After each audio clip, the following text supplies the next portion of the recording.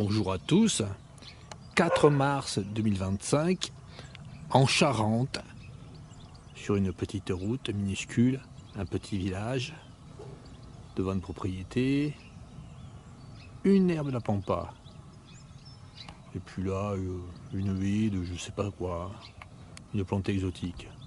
Ensuite, 2 cyprès de l'ozone, plante originaire d'Amérique. Et là, l'herbe de la pampa originaire d'Amérique du Sud. Allez, allons plus loin. Allons vers là-bas, vers la haie. Enfin, vers le grillage. Là-bas.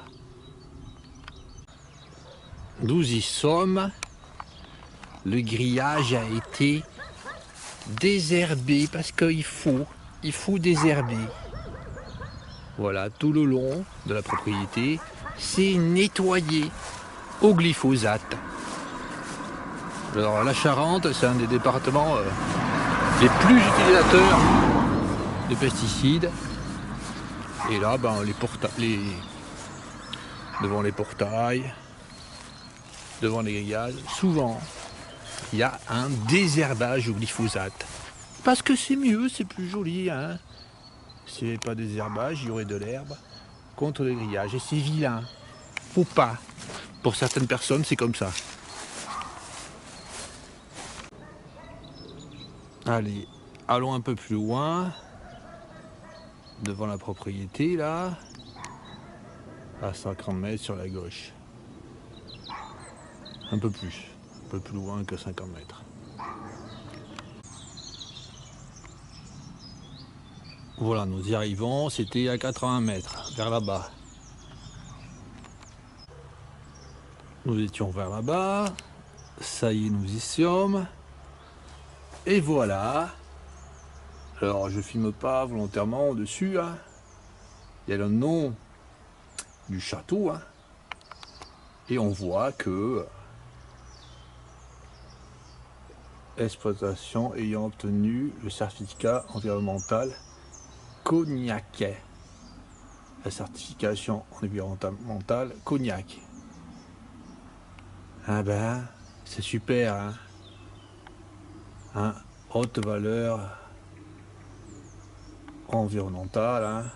Bon, normalement, hein, je devrais filmer, hein, le nom du château, tout. Je devrais filmer la cour, montrer comment c'est à l'intérieur, hein. Des palmiers, enfin voilà, n'importe quoi. Là, à l'entrée, un cyprès de Provence, là un autre cyprès de Provence. Vous pouvez voir de près, hein. Donc le cyprès de Provence n'est pas un arbre originaire de Provence. Là, une boucle pour tenir l'arbre en plastoc, ça sert à rien, hein. Il tient tout à fait bien cet arbre, hein. Et puis même si vous voulez le faire tenir, il faut mettre une boucle en matière végétale. Mais non, il préfère mettre du plastoc. Donc le cyprès de Provence ne provient pas de Provence, mais d'Asie mineure. Donc ceux qui vendent les cyprès de Provence comme ça, enfin ceux qui appellent les cyprès de Provence, hein, ils préfèrent dire que ça vient de Méditerranée, hein. Il est vendu sous le nom de cyprès de Provence, ou cyprès méditerranéen, ou cyprès italien. Donc un arbre d'Asie mineure. Et puis les propriétaires comme ça, hein, en Charente, en Gironde, hein, ils font des allées comme ça, très longues, de cyprès, de ce cyprès d'Asie mineure, avec toujours des logos comme ça, haute valeur environnementale, hein, tout à fait obtenus, hein. En fait, ils font n'importe quoi, hein. Là, le mur, là, ce que je veux montrer, hein, bon là, c'est pas un agriculteur, hein, certainement, hein. Un peu plus loin, il y a un gars qui désherbe. Alors là, il désherbe pas, hein. Un mur en pierre, là, c'est un autre propriétaire, un peu plus loin. Et le mur, le long, là, il désherbe, parce qu'il faut pas qu'il y ait d'herbe, le long, là. C'est vilain. Pas d'herbe contre le mur, interdit. Puis ça se trouve, le gars, il a cimenté le mur de pierre, hein, qu'il y avait déjà. Non, je ne m'étonnerais pas. Initialement, il peut être un mur comme ça, ancien. Hein. Et le gars, il s'est dit, ce propriétaire, c'est vilain. Faut mettre du ciment, c'est plus moderne. Voilà comment c'est en Charente. Nous étions vers là-bas, 100 mètres.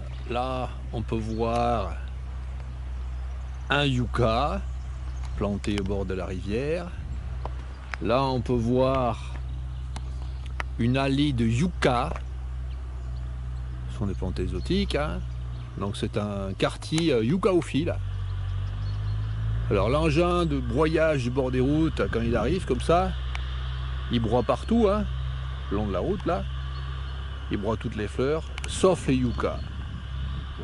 Les yuccas, enfin c'est une plante exotique, il laisse les yuccas. La plante sacrée, c'est le yucca à cet endroit. Et puis aussi, ce que l'on voit, c'est d'immenses cyprès hein, qui font 10 mètres. Très souvent, quand on voit des cyprès partout autour des maisons comme ça,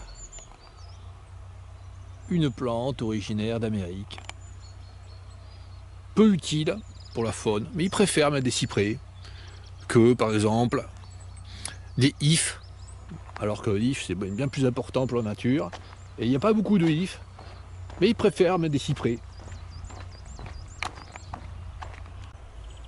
Nous étions à 100 mètres vers là-bas.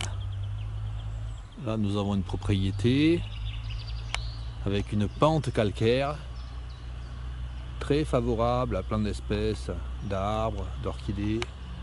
Mais eux, ils préfèrent mettre une bâche en plastoc et installer des plantes exotiques. Je pense que ce sont des cotolinstères là, rampants ou autre chose exotique. Car ils détestent absolument les plantes autochtones. Nous étions là-bas, 20 mètres plus loin, un énorme Buddleia, voilà, qui fait 3 mètres de hauteur, plante nuisible à la nature, appelée arbre à papillons, hein, et vendue dans les jardineries comme plante super bien pour l'environnement. Mais en fait, c'est une plante nuisible.